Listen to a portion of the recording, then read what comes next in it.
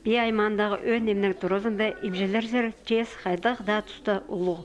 Уламық соқ ағырылары тарып астаның бер кізілер көп кел парабыз шалар.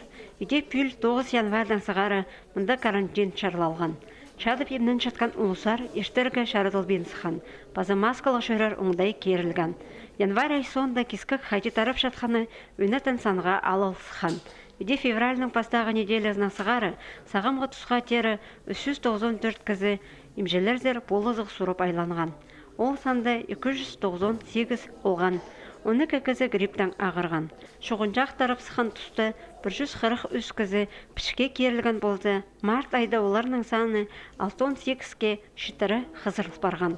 Шекискік сіншеткінің ер салтарлар едергі амда ешті.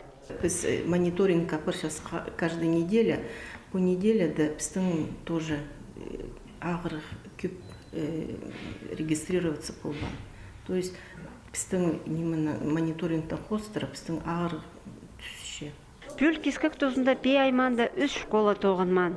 Аның басқа ұлық сен школада алынжа кластар шабылғыланыр. По неделеден сығары маткичігдегі школы карантинге бектілді.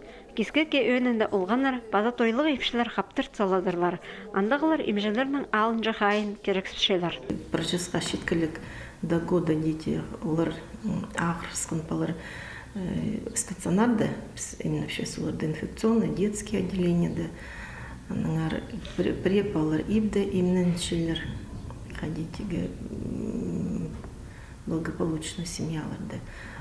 Хайды анды осложнениялар болар или им шоқ ақшылары шоғыл родителердің отандық баларды біз стационарда емнепшеміз. Би айманда кискік пұлтыр февраль айды тарапастан болсы, бүл ол январьдоқ сығыз келген. Ағыры бұсқан кізілер шоғынжақтың табырақ база ойы емнені палшалар.